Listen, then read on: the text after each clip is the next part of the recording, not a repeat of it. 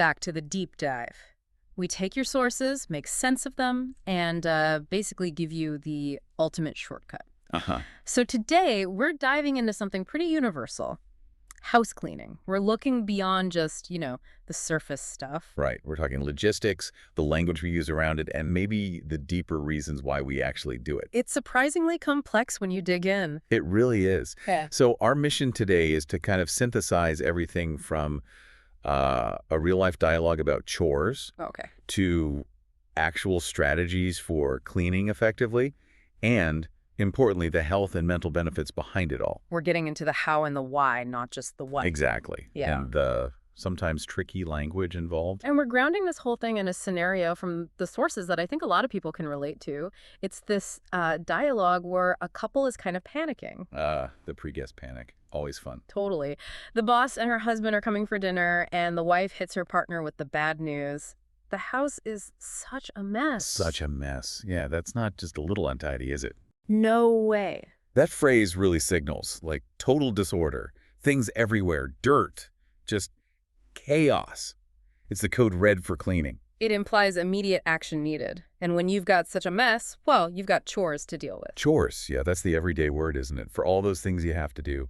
Laundry, beds, taking out the garbage, the regular upkeep. The stuff that never really ends. Pretty much. So the first thing you might do is just tidy up. Right. Tidy up is like the first pass.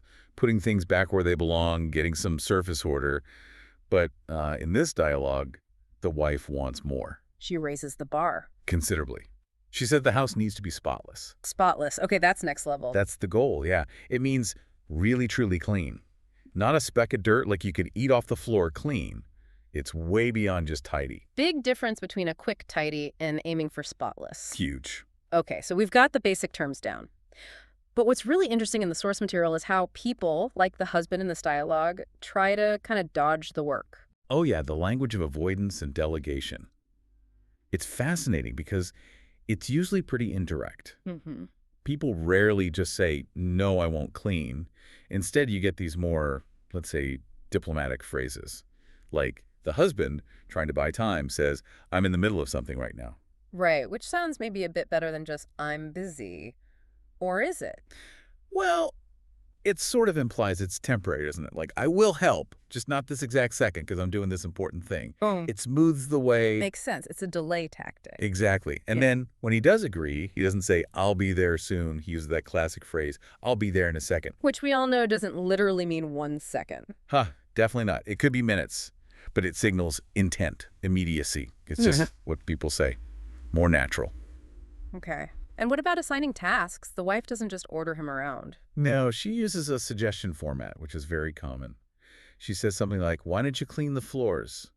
And I'll go to the supermarket. Ah, framing it as a question, a fair trade. Precisely. Why don't you is softer than can you or you need to. It makes it seem like a collaborative plan. So in this plan, the specific chores mentioned were doing the dishes. Yep. Sweeping, mopping the floors, and dusting the furniture. Standard stuff. The essentials. Yeah.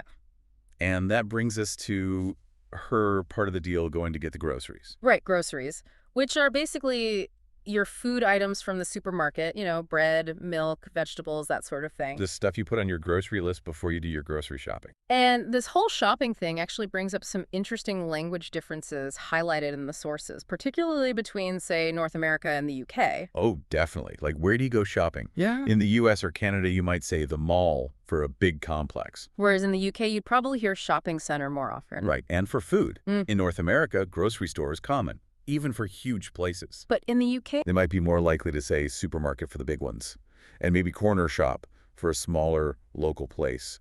Although supermarket gets used for smaller places too sometimes. It varies. and then there's the classic trash versus rubbish. Yep.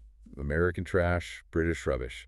Same stuff, different word. But maybe the best example from the dialogue is the vacuum cleaner, the one that apparently explodes on the husband. Right. Poor guy.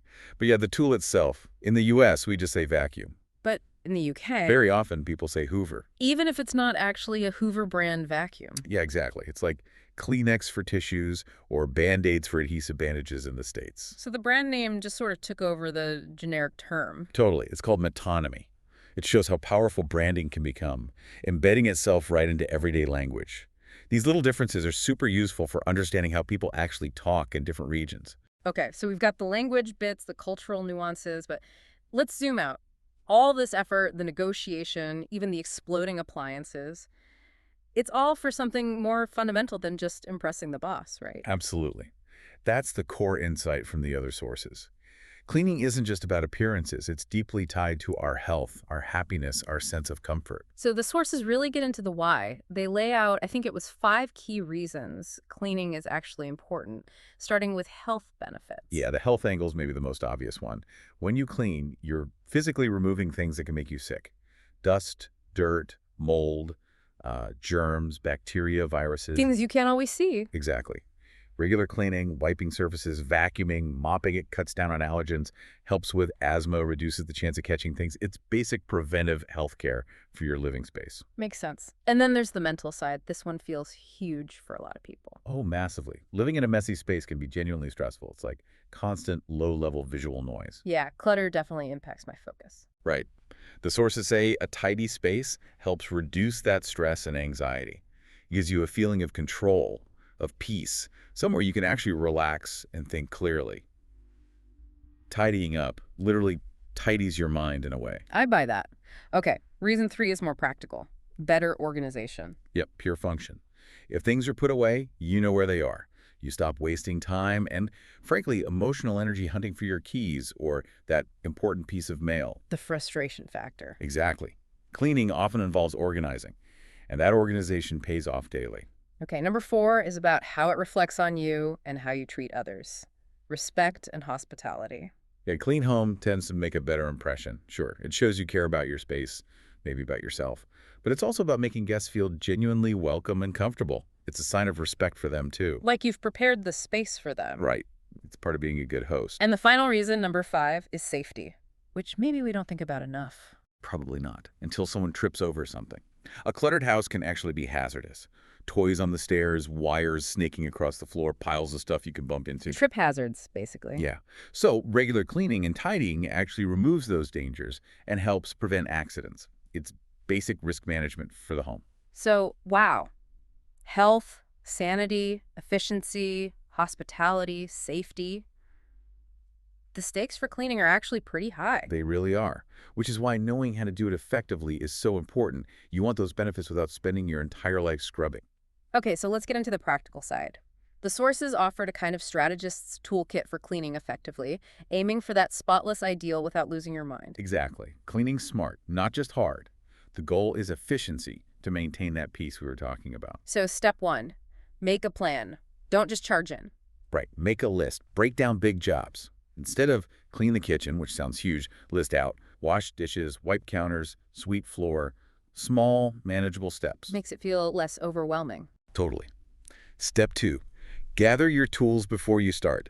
Get the broom, mop, sprays, cloths, trash bags all ready. Why is that so crucial? Because stopping mid-task to find the right cleaner just kills your momentum and adds frustration. Preparation saves time in the long run. Okay, makes sense. Step 3, clean one room at a time. Focus. Yep. Don't bounce around. Stick to one area until it's done. Yeah. The sources suggest maybe starting with the hardest rooms, like the kitchen or bathroom first. Get the big wins early. Build momentum. Right. Then, step 4, and this one's maybe the most practical efficiency tip, start from top to bottom. Okay, I've heard this before. Why is it so effective? Simple physics, really. Dust falls down, so dust the shelves and high surfaces first, wipe down counters and tables next, let all the dirt drift down to the floor. And then clean the floor last. Exactly. If you do the floor first, you'll just get it dirty again when you clean everything else above it.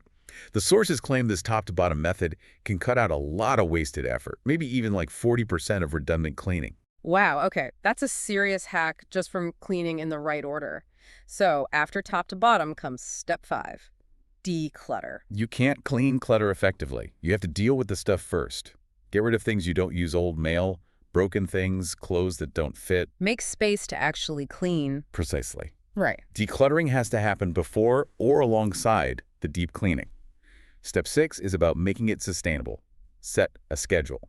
Right, so cleaning isn't just this emergency activity when guests are coming. Exactly. Make it a habit. Small things daily, like making the bed. Yeah. Bigger things weekly, like mopping or cleaning the bathroom.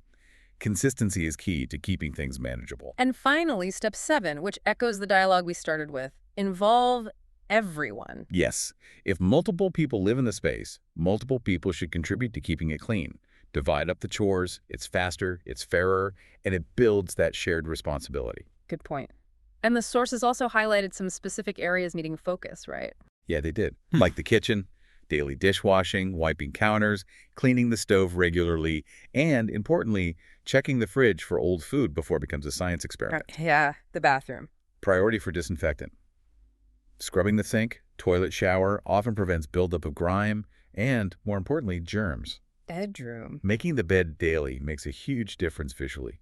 And keeping clothes and shoes put away helps with that feeling of calm, maybe even better sleep.